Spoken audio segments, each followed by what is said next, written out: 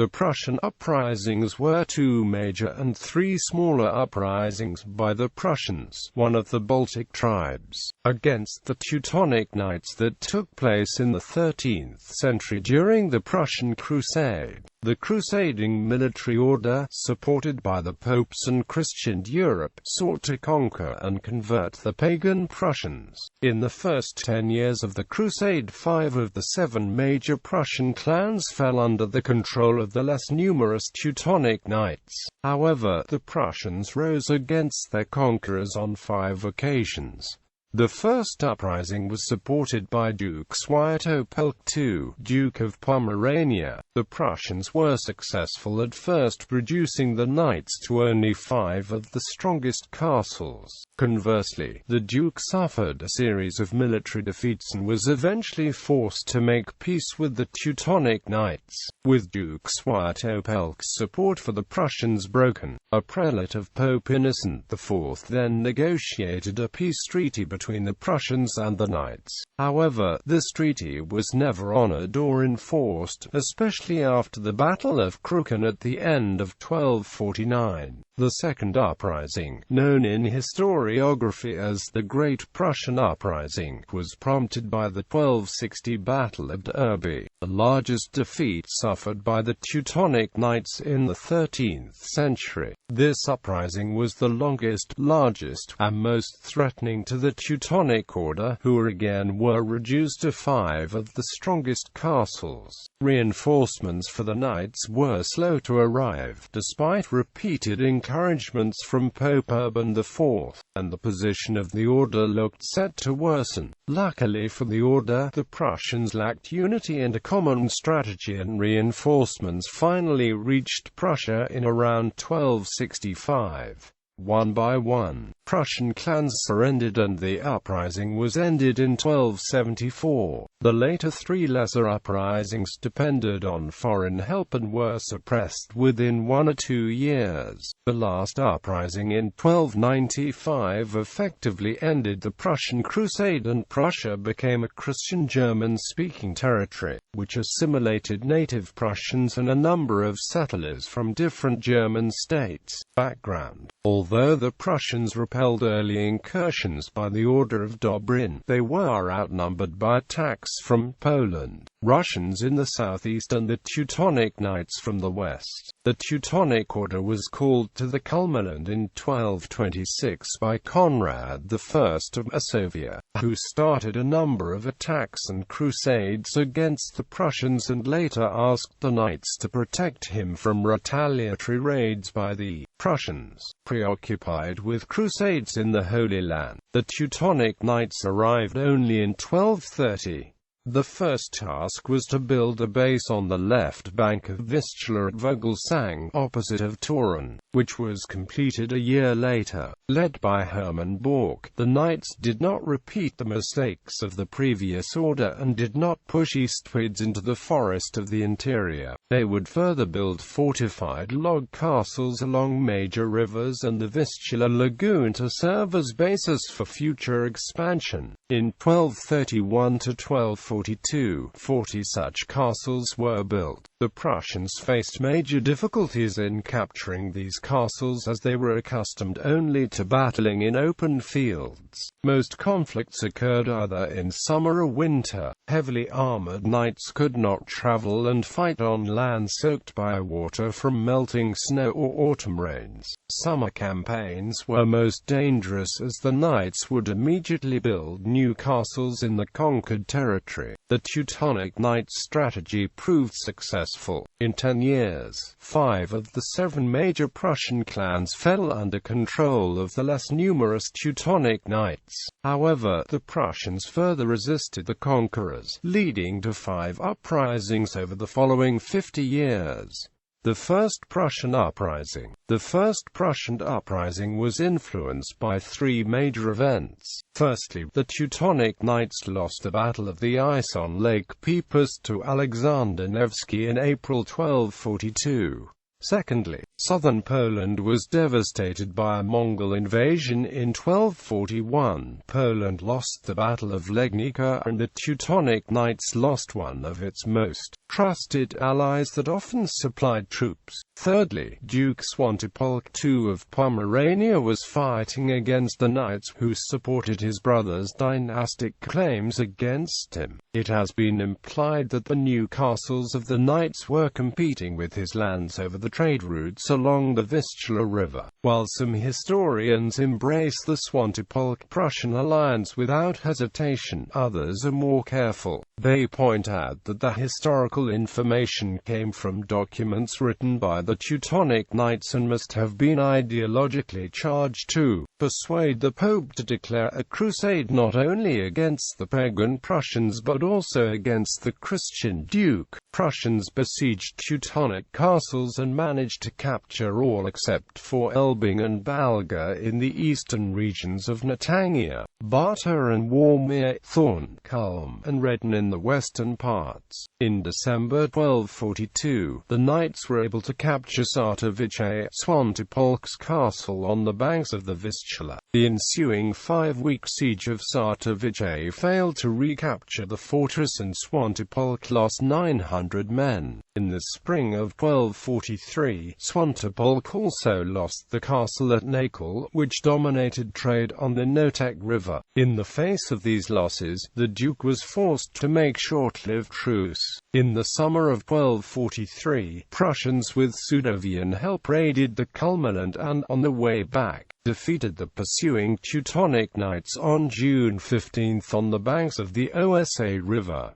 Some 400 Teutonic soldiers perished, including the marshal. Swantopolk, encouraged by the defeat, gathered an army of 2,000 men and unsuccessfully besieged Culm. The Teutonic Knights managed to gather a coalition against Swantopolk. Dukes of Masovia were given territories in Prussia, Dukes of Greater Poland received Nakel, and Dukes of Pomerania, brothers of Swantopolk, hoped to regain their inheritance. Swantopolk built a castle at Zanta, where Nogat separated from the Vistula, and launched a blockade of Elbing and Balga. While the castle withstood Teutonic attacks, the blockade was smashed by cogs. In late 1245, Swantopolk's army suffered a great defeat at Swetswiesi, and another one in early 1246, where 1,500 Pomeranians were killed. Swantopolk II asked for truce, and Pope Innocent IV appointed his chaplain, Jacob of Liege, the future Pope Urban IV, to handle the peace negotiations.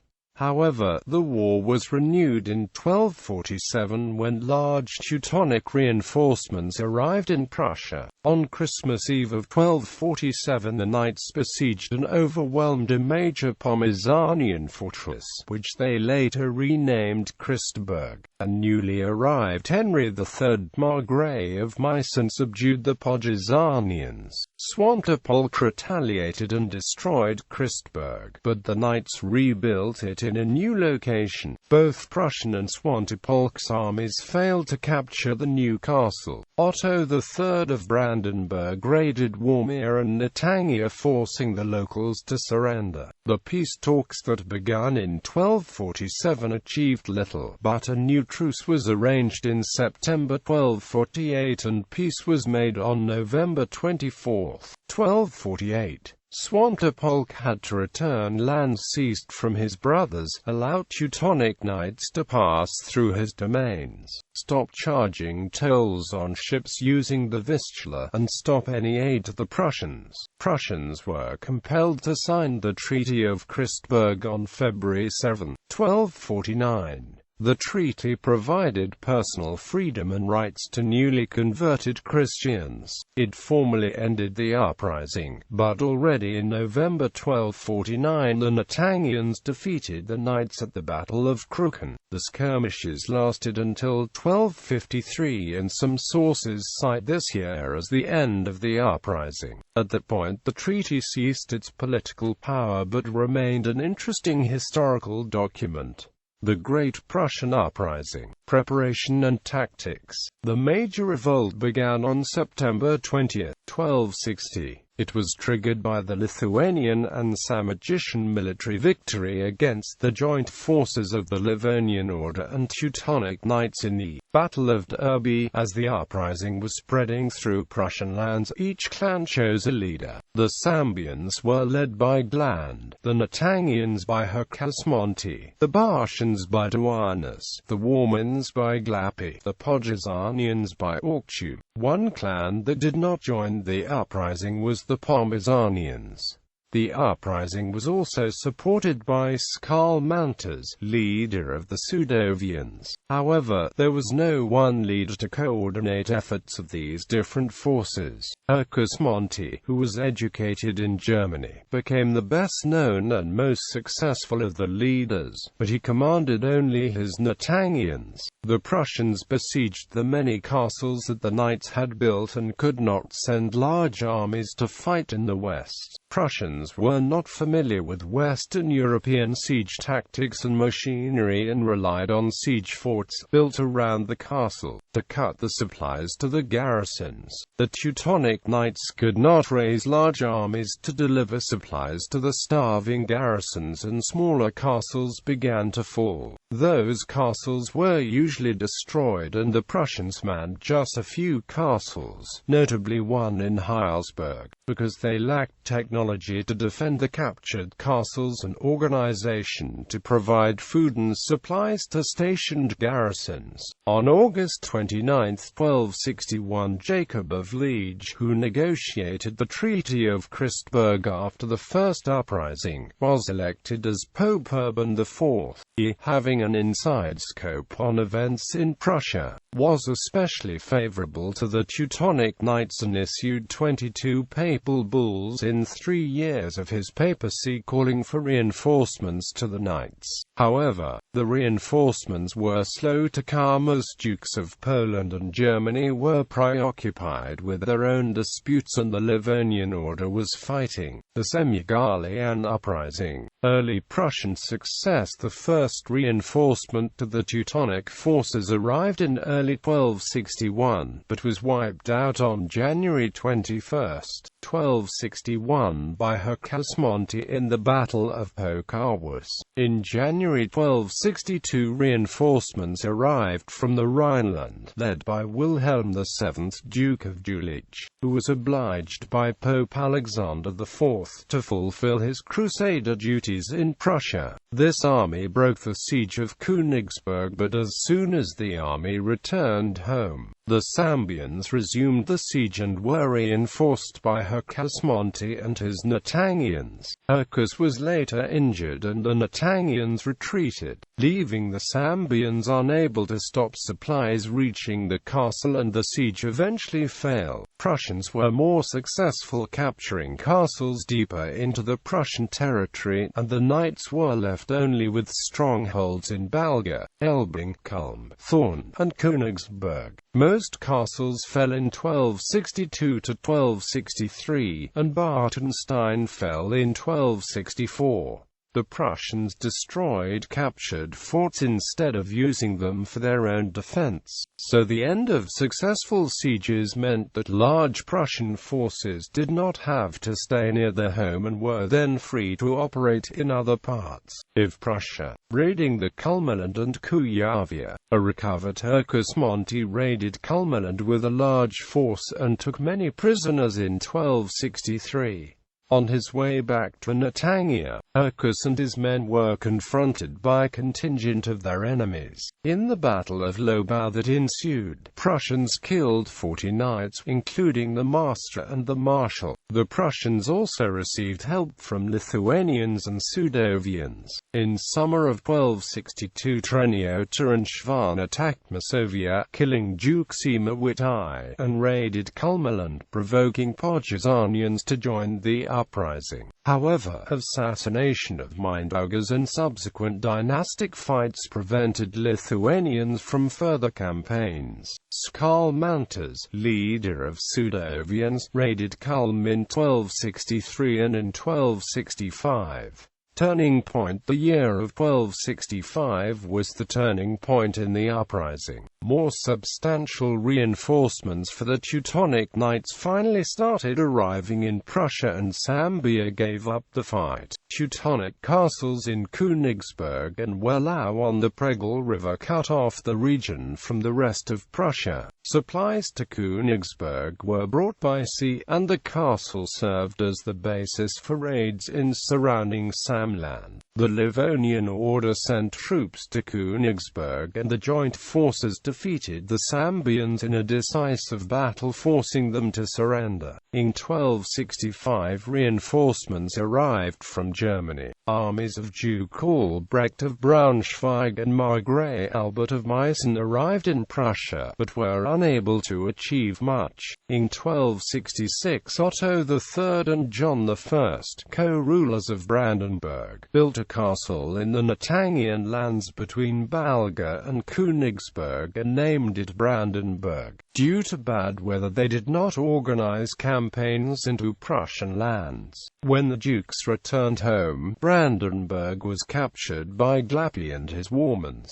The very next year, Otto returned to rebuild the castle. However, both John and Otto died before the end of 1267, and Otto's son was killed in a tournament. Subsequent dukes of Brandenburg were not as supportive of the knights. In 1266, Duke Swantipolk, the supporter of the Prussians during the First Uprising, died, and his sons Mestwin and Warsaslaw briefly joined the Prussians in the uprising. In 1267, King Ottokar II of Bohemia, who already participated in the Prussian Crusade in 1254 and who was promised by Pope Urban IV all Prussian lands he could conquer, finally arrived in Prussia. His only achievement was forcing Duke Mestwin to reconcile with the Teutonic Knights. His large army was unable to campaign due to an early thaw. Heavily armed knights could hardly fight during the wet and swampy spring season. The warfare with the Prussians relied on guerrilla raids in the border regions. Small groups of men, a dozen to 100, made quick raids on farms, villages, border posts, etc. This was a positional warfare where neither side could defeat the other, but the Teutonic Knights relied on future reinforcements from Germany and Europe, while Prussians were draining the local resources. After the massacre of surrendered Teutonic soldiers in the Battle of Kruken in 1249, the Knights refused to negotiate with the Prussians. The Prussians were also unable to coordinate their efforts and develop a common strategy. While each clan had its own leader, there was no one to lead all the clans. The Nottangians had to watch for attacks from Balga, Brandenburg, Wehlau, and Königsberg, while the Warmans were threatened by garrisons at Christburg and Elbing. This way, only Duani and his Bartians were able to continue the war in the west. They made several minor expeditions to Kulmland each year. The end of the uprising, the major Prussian offensive, was organized in 1271 together with Linke, leader of the Poggezanians. The Bartian infantry and Poggezanians besieged a border castle, but were fended off by the knights from Christburg. The Prussians who managed to escape joined the cavalry, while the knights set up a camp on the opposite bank of the Dargoon River, blocking the route home. When Christians retired for the night, one half of the Prussian army crossed the river in a distance in order to attack the knights from the rear, while the other half charged straight across the river. The knights were encircled. The Battle of Pagenston saw 12 knights and 500 men killed. The Prussians immediately assaulted Christburg and almost captured it. The Prussians were still looting the surrounding area when cavalry from Elbing arrived. Many of the Prussian infantry perished while cavalry escaped. Despite these losses, Duani was soon back and blocked roads leading to Christburg, hoping to starve the castle. Duani was killed during a siege of of a small post at Shanxi in 1273. In the winter of 1271 to 1272, reinforcements arrived from Meissen, led by Count Dietrich II. The army invaded Nettangia and besieged an unnamed Nettangian castle. While the assault claimed 150 lives of the Crusaders, most of Nettangian resistance was broken and the region was decimated. Hercus Monti, with a small group of his followers, was forced to withdraw to the forests of southern Prussia. Within a year he was finally captured and hanged. The last Prussian leader, Glappy of Warmans, was also hanged when his siege campaign on Brandenburg was attacked from the rear. The last tribes standing were the Poggezanians, who made a surprise raid into Elbing and ambushed its garrison. In 1274 the Knights made a great expedition to avenge this raid, capturing the rebel headquarters at Heilsberg and ending the uprising. The Knights proceeded to rebuild and strengthen castles destroyed by the Prussians. A number of Prussians escaped either to Sudoviya or to Lithuania, or were resettled by the Knights. Many free peasants were made into serfs. Local nobles had to convert and give hostages, and only a few of them were granted privileges to retain the noble status. From 1274 to 1283 the Teutonic Knights conquered Scalvians, Nadruvians, and Sudovians, Yotvingians. Further uprisings and aftermath. After the Great Uprising, the Prussians rose a number of times against the Knights, but these uprisings were much smaller in scale and posed no real danger to the Teutonic Knights, who could concentrate on further conquests. The number of uprisings is variously considered to be 2 or 3.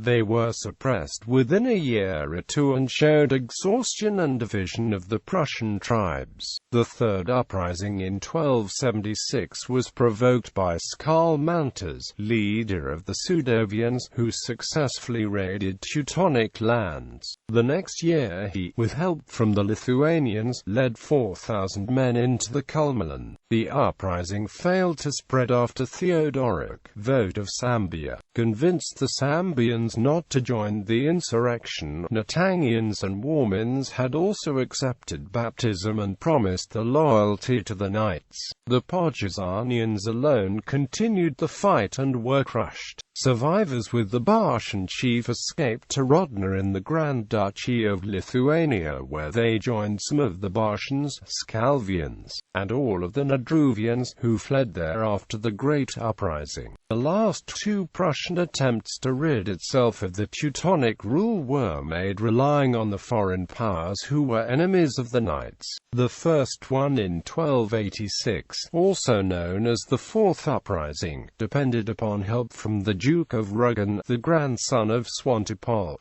The plot was soon revealed and the Boschians and Poggezanians suffered the consequences. In 1295 the last uprising was limited to Nettangia and Sambia and depended upon help from Vytautas, Grand Duke of Lithuania. The rebels captured Bartenstein by surprise and plundered as far as Königsberg, but were never a serious threat. By the time Prussian nobility was already baptized and pro-Teutonic to the extent that peasants killed them first before attacking the Knights. This last attempt effectively ended the Prussian Crusade and the Knights concentrated on conquering Samogitia and Lithuania. Lithuanian historians note that fierce resistance by the Prussians won time for the young Lithuanian state to mature and strengthen so it could withstand the 100-year crusade, culminating in the 1410 Battle of Grunwald, with minimal territorial losses. The Prussian lands were repopulated by colonists from Germany, who after the 16th century eventually outnumbered the natives. It is estimated that around 1400 Prussians numbered 100,000 and comprised about half of the total population in Prussia. The Prussians were subject to Germanization and assimilation and eventually became extinct sometime after the 16th century. It is believed that the Prussian language became extinct sometime at the beginning of the 18th century.